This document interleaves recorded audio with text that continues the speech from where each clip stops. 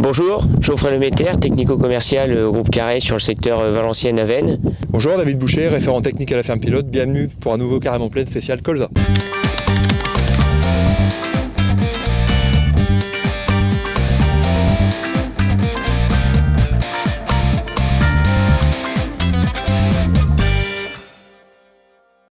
Alors avant de parler colza, on va tout de suite faire un petit point sur la plaine actuellement. On est toujours dans une période très compliquée, ça sera un automne qui restera dans les annales. Niveau récolte et niveau semis des blés, on a beaucoup de retard. Alors pour dédramatiser un petit peu, on peut encore semer quand même des variétés de deuxième créneau. Un chevignon actuellement aujourd'hui, oui certes il perd un petit peu de potentiel, mais il garde quand même un potentiel très intéressant économiquement. Donc à aujourd'hui, bien entendu à aujourd'hui, parce que les mises à jour météo sont très complexes, on continue à semer des blés sans trop se poser de questions. On va adapter les variétés cependant. Effectivement, plus on avance en saison, plus il faudra adapter sur des variétés à précocité piaison de type 7, voire plus tard encore 7,5. Globalement, on est en plein là dans le créneau idéal de prestance. Voyons le côté positif des choses. L'an dernier, on a semé des prestances beaucoup trop tôt, des celebrity énormément trop tôt. Au moins cette année, ces variétés-là seront dans leur bon créneau. Alors, autre chose, c'est vrai que cette année, on sème comme on peut. On arrive à peu près, en passant la charrue, à faire du travail relativement correct en surface. Il sera très important le moment venu, soit au printemps, soit après la moisson, d'aller voir en profondeur ce qui s'est passé. Très probablement, on a quand même créé des belles semelles de lissage. Donc on ira vérifier quand même ce qu'on a fait parce que pour l'instant, ça n'impactera pas les blés. Cette fameuse semelle de labour sera toujours humide au moment où les racines de blé vont passer dedans au mois de mars. Pour la culture de printemps qui viendra l'an prochain, ça sera autre chose. Donc il sera important d'établir un diagnostic et puis de travailler avec du décompactage, avec des couverts végétaux, pour aller rattraper ce qu'on n'avait pas le choix de toute façon de faire cette année. Donc on est ici sur une parcelle de colza à Guissoubellone, donc de variété Generoso, qui a été semée le 22 août. Donc après avoir été effectué 2 déchômages et un décompactage, au semoir monograine à 30 grains par mètre carré. Associé au colza, on a des plants de campagne qui ont été semés la veille. Ici au niveau de la conduite du colza, donc on a eu l'apport de Fertitras le 13 juillet. Donc c'est des fientes de volaille compostées qui sont chargées en 2,2,5. Ensuite au niveau du désherbage, on a eu un désherbage de post-semis en métazachlore, DMTAP et Queen Merac. Puis un rattrapage foliaire pour la partie graminée avec du fluazifop, auquel a été associé du fluocamide pour la gestion des pucerons, du fait que la variété Generoso n'est pas tolérante TUYV. Donc ici au niveau de la parcelle de colza, on est sur le stade B8, donc le stade idéal pour l'entrée d'hiver. Ce qui nous reste maintenant à surveiller, ça va être la gestion des larves d'altise, donc en fonction des tests Berlès qui vont être réalisés.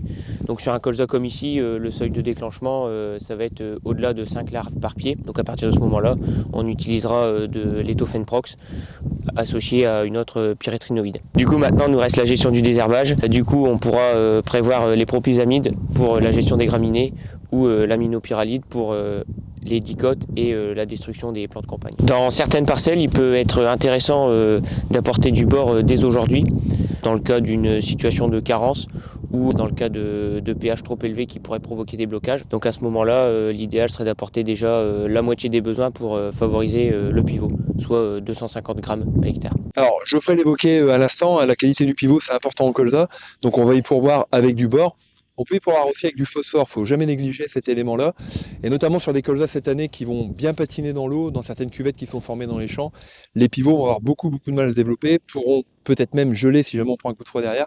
Il sera important vraiment de les bichonner en sortie de végétation, en reprise de végétation plutôt, donc on viendra éventuellement avec un petit coup de phosphore foliaire, il ne faut pas des grosses quantités, mais juste pour assurer un bon développement, une bonne reprise de la racine. Au niveau des plants de campagne, pourquoi on parle de destruction aujourd'hui ? En gros, elles ont fait leur travail.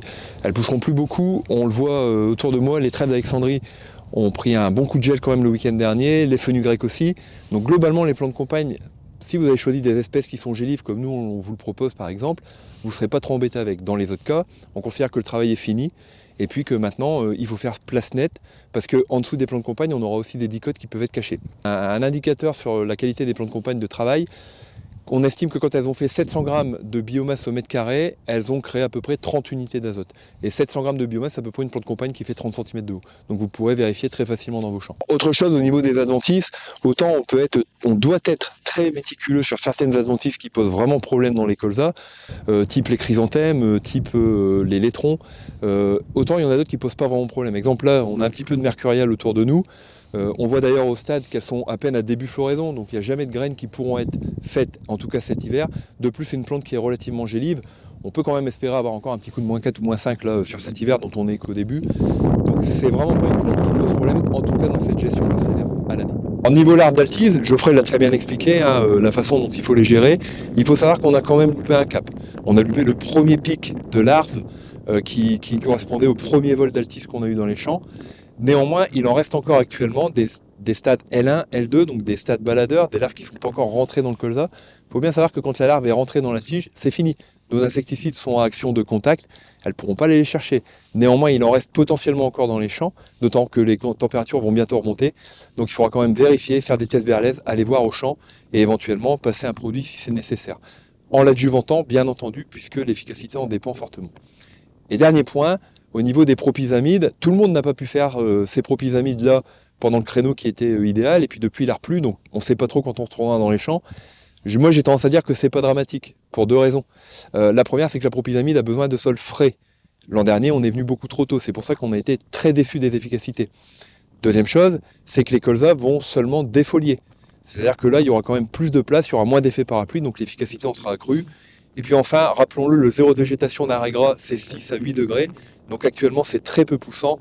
C'est pas parce qu'on perd 3 jours qu'on perd la bataille. Actuellement, il n'y a plus le feu. Autant au mois d'octobre, il faut aller très vite et il faut être très réactif pour attraper des raies gras. Autant au mois de décembre, on a le temps parce qu'il ne va pas se passer grand-chose dans les 3-4 prochains jours. Bien, merci Geoffrey pour ces enseignements riches sur le colza. Merci beaucoup David pour ce tour de plaine également. En espérant avoir répondu à toutes vos questions, si vous en avez d'autres, n'hésitez pas à contacter votre TC Carré et à bientôt pour un nouveau numéro du Carrément Plaine.